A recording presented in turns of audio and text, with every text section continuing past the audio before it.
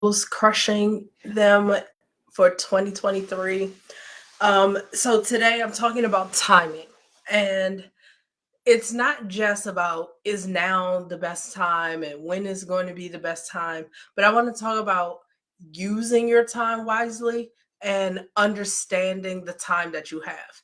So I have one major point, and I guess it has two sides of the coin, right?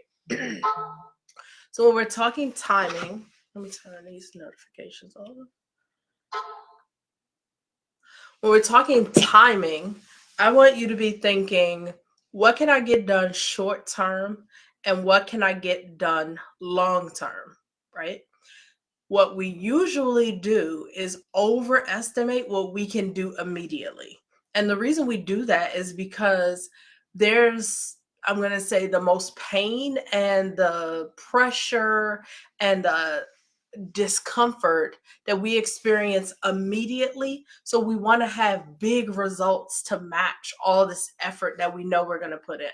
So, right now, if you feel like your timing or your life equals you're juggling a whole lot of things, there's stress in your life, other people need you. So, like, as a mom, I can never just count my time as my own time. I have to factor in, like, what's going on with my daughter, what's going on with my husband, what needs to happen in my house so that I can factor in what time I have for me. It's not to say I'm not important, but it will be crazy if I was just like, oh, yeah, I'm leaving next week and I'm gone, and I didn't factor in, like, my daughter has a tournament, my husband, I have to factor them in, right? So I'm not at all saying that I'm less important, but they're all important things.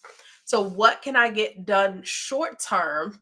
I know I'm going to have some immediate sacrifices. I'm going to feel them. It's going to be like a shock to my system, to my daily routine. So, for a lot of us, we put these huge goals in place that are short term.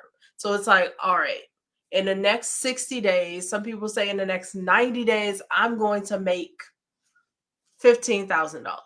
The challenge is you've never made 500 or 1,000 with your business idea, and 15,000 isn't unrealistic. It just may be a stretch for you because you don't have a roadmap that you can say, okay, here's how I made 1,000. Now I'm going to like 100x this thing. And at minimum, I'm going to make 15,000, right?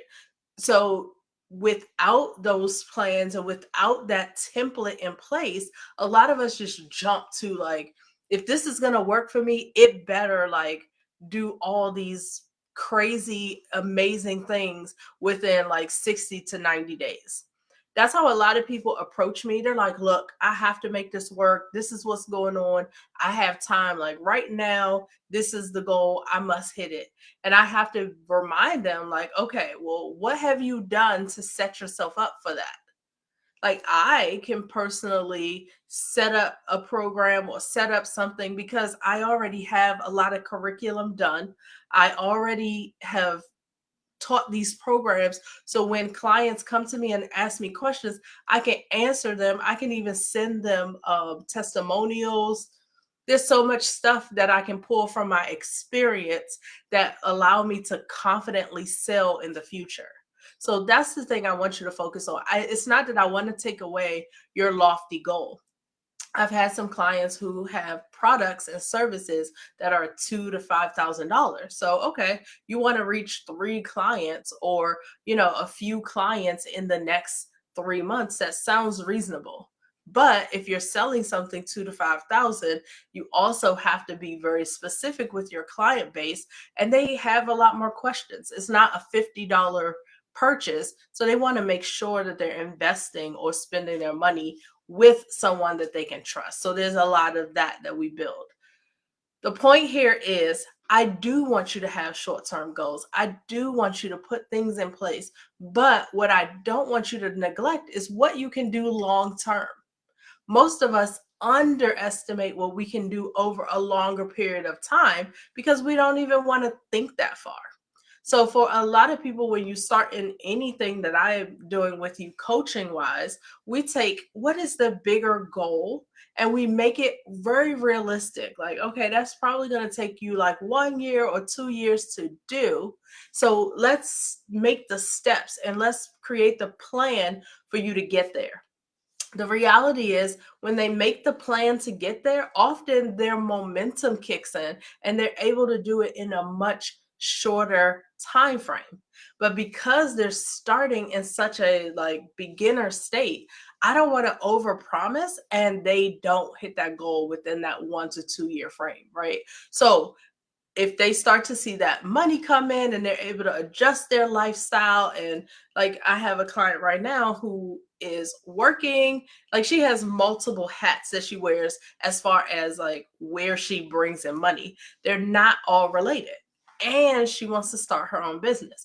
Well, I just kind of pushed her to start getting the clients because when she has new clients, it forces her to rethink all these other hats she's wearing. Like if you're tutoring, if you're working your job, if you're mentoring people, and all of those are like small checks, things that you love, you're passionate about. But the reality is, you can't do everything and still make time for your business that you're building from scratch. Right. So for her, it was like, if you're going to wear 10 hats and build your business, this is going to take you about 2 years of you kind of plugging along at this rate. So let's get started there. But as she starts to build the clients, then she's like, okay, well, I'm going to do less of this and less of that. That gives her more time. Therefore, she can reach her goal faster. So that's what I want you to be thinking of. What is it that I want to accomplish long term? And then create the short term goals to match. That's what I mean with timing. I want you to be thinking about, how is my time going to make sense over time, long term, right? The other thing I want you to factor in for your long term is, are there some major milestones coming up in your life? Maybe it's a milestone age, maybe there's like a milestone shift in your home. For me, I have 3 kids, and one is an adult, the other is in their freshman year of college, and I have one child home that's still in high school. So the empty nester stage of my life is coming up very soon. So my husband and I created an idea, like what ideally would we want to do when the kids are no longer home. Well, once we determined all these different things we wanted to do and accomplish and where we wanted to be in our life at that point, we then rolled backwards to say, here are the steps we need to take now so that we can realize that when she's gone. What a lot of people do is, it's the senior year, is so busy, the child is trying to apply to colleges or whatever they're doing to prepare for their next steps, and then the parents are also trying to figure out, well, what are we going to do too? Often you don't even start thinking about that until the child is gone. So, where in my case, I thought about it years before, and I'm able to just take small steps to get there. A lot of people start like, okay, well, now I have time. Like, now, things are better. And then they're starting. It kind of doesn't matter where you start. I just want you to be thinking, there are some things that I can start preparing for now and not put these lofty, heavy, weighty, short term goals on my shoulder that a lot of times you can't accomplish because they're not realistic. And then you quit on the long term. So let's think about it backwards. So let's think about, what is it I want to accomplish long term? And then let's turn that into shorter term goals. In my coaching, we break everything down to the quarter. That's a very common business practice where you think of the annual goal and then you break it down quarter by quarter and you create smaller goals within every quarter so that you're completing or mastering that bigger annual goal. So that's how I teach people to set up their expectations, their goals, their plans. It's like, okay, I'm building this out. So in quarter 1, I want to do this. In quarter 2, I'm going to do this part. Quarter 3, so by the end of the year, I have this full on, product suite or whatever it is that you wanted to accomplish. So that is what I want you to start thinking about. What are the long-term goals? and what are the steps that I can take to get there. You can accomplish so much if you take that approach. When you take the let me overwhelm myself, let me get it done, let me push myself, I'm going to do it this time, and you just go full steam, you're likely to hit roadblocks because those are normal entrepreneurial, starting business, jumping into something new type of hurdles, right? They're not roadblocks. But if you have put in front of you this very short timeline of getting it done, it feels super overwhelming versus the person who's working with me and they know they're trying to get this done over a year.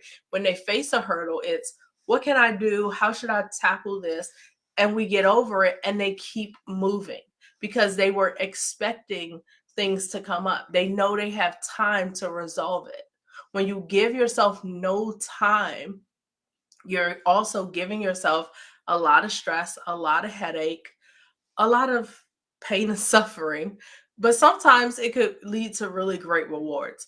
The thing I know for sure is that planning and having a strategy for a long term goal will almost always gear you to have the success. So, timing, I want you thinking about it. What's something big coming up for you in the next few years that you can start to pace yourself to build your business, to build a lifestyle you love, to finish a degree, to lose the weight, whatever it is that you're pursuing? I want you to be thinking of it in terms of steps over time and not this dire thing that you must get done immediately.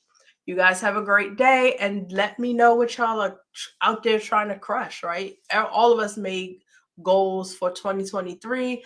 I would love to hear what you guys are working on. Talk with you tomorrow. Bye.